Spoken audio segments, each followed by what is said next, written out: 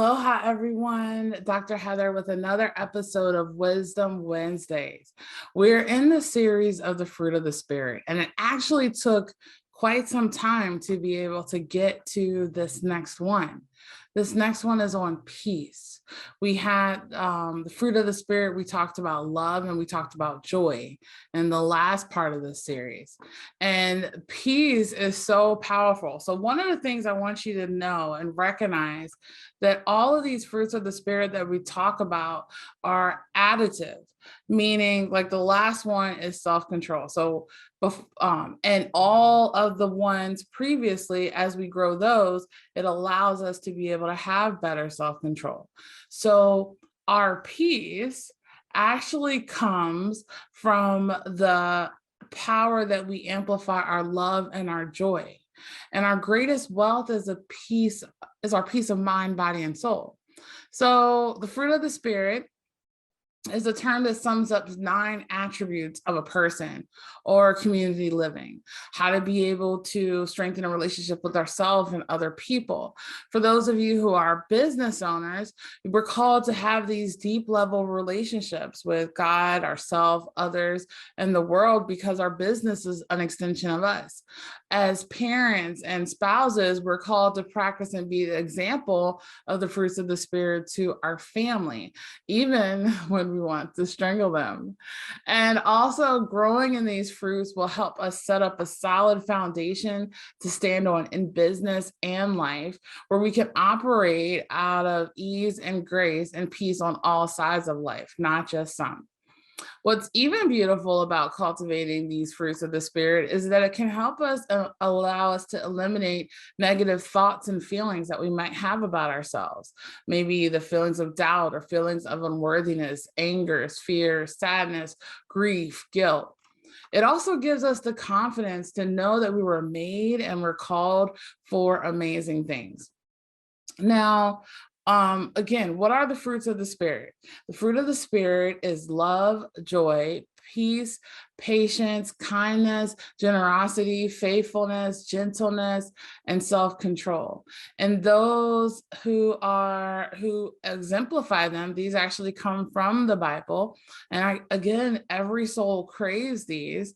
We're able to allow people to see the God within us as we let him work through us.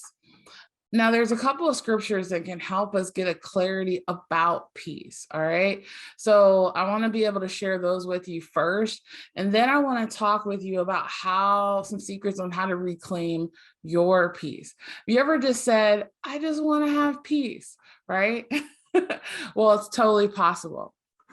So the first scripture I want to share is John 14:27.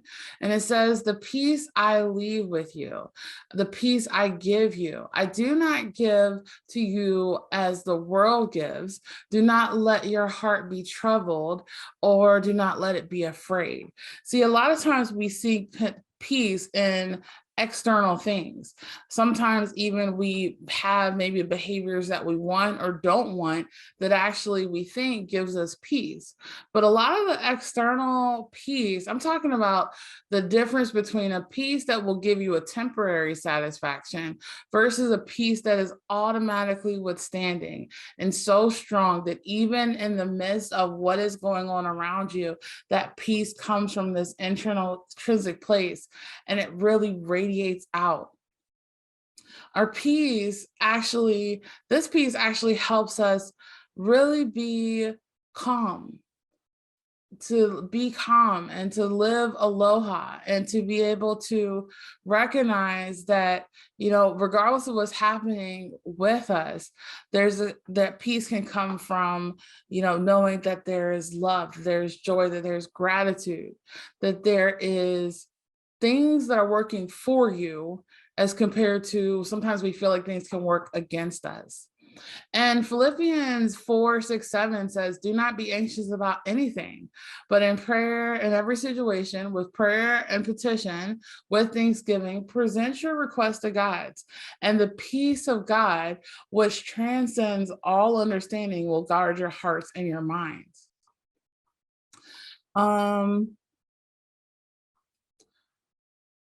I love this other one too about Psalms 119, 165. It says, "Great peace have those who love your law, and nothing can make them stumble." This is about becoming unstoppable. You know, those who were given, and I'm sure you who are looking at this video, if you were given a great calling, if there was a great purpose on your life, and maybe you haven't stepped into it, maybe you're not even sure what that is, but those who were given a great calling actually go through the biggest obstacles in life, actually go through the biggest uncertainties, the biggest difficulties, the biggest challenges, this pressure that can become sometimes so great to bear. But what I want you to remember is it's through pressure, it's through these difficulties in life that we learn amazing lessons on how to be resilient, how to be strengthened, how to have immunity to what is going on. And it's beautiful because the peace within will automatically manifest the peace with others. And understand that sometimes our peace and our own strength is actually limited. So when you actually amplify and allow God's peace to be able to strengthen you, it helps you deal with everything. Like that part of knowing that things are working for you as compared to against you. So let's talk about this. Let's talk about what are 3 secrets that you can be able to cultivate right now to amplify your peace. First one is amplify your faith, right? Like we can get so caught up in our head and our minds can, sometimes we may feel like it's working against us. Or some of you have had heart wounds and been brokenhearted.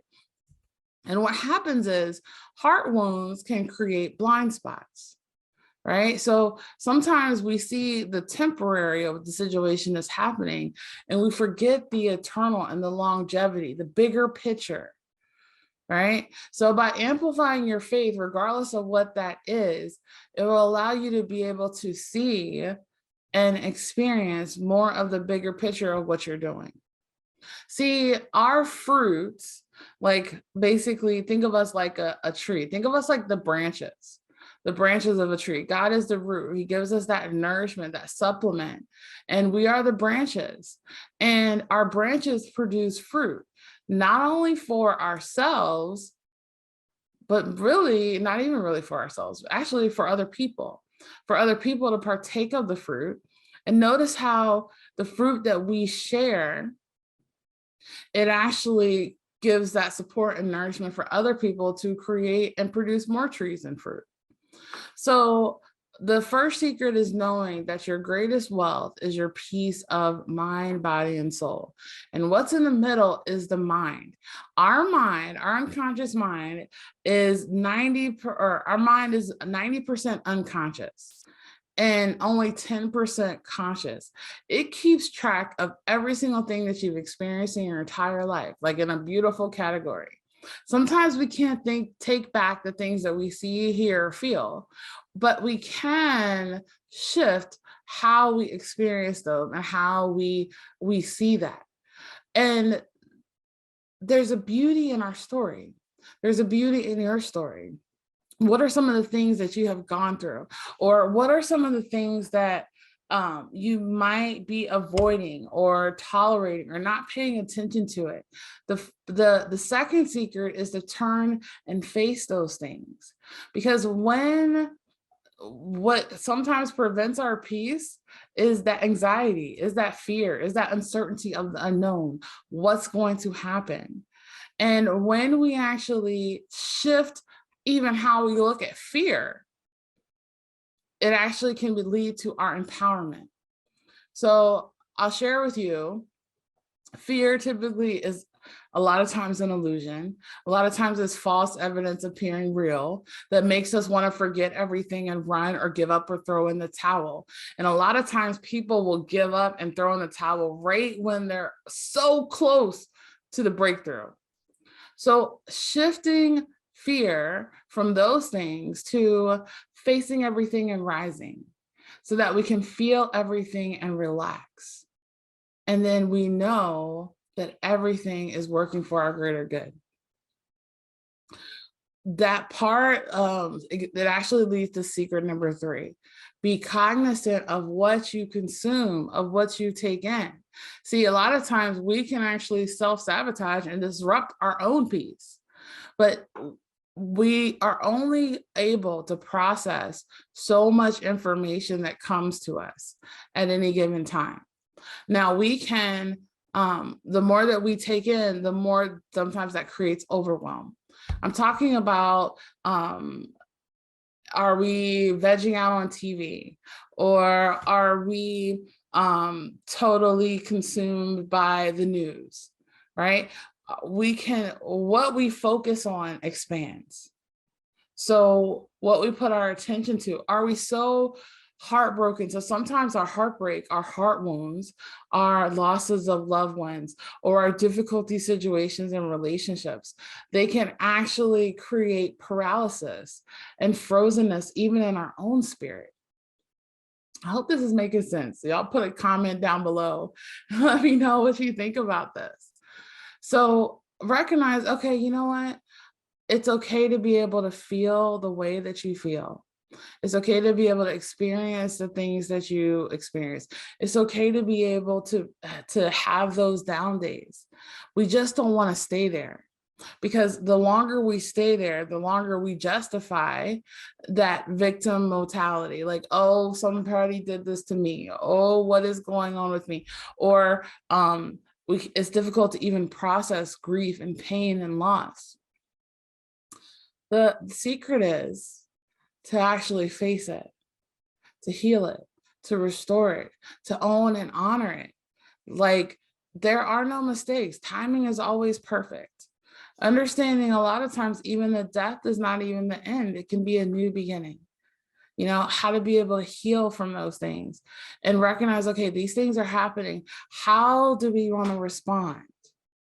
Our greatest power is in our response. So no weapon formed against us shall prosper if we don't allow it to. And it's so easy because the enemy is wanting us to be separate and to drift away and to be frozen in that, when we're actually called for oneness. We're called for unity. We're called for respecting and appreciating other people's model of the world, even if we don't agree with it. I think one of the things that actually brings me peace, and this is another fourth secret, is owning and honoring the beautiful mind of each individual person, especially yours. See, once you learn how your mind operates, once you learn where your emotions, and you kind of get that control and rein back on them, you're able to approach every situation, every person, place, or thing out of wisdom, out of intuition, out of your natural gifts and ability that you already have, that sometimes a life of chaos can stuff down or suppress. So my question for you is, what are you going to do to reclaim your power and your peace?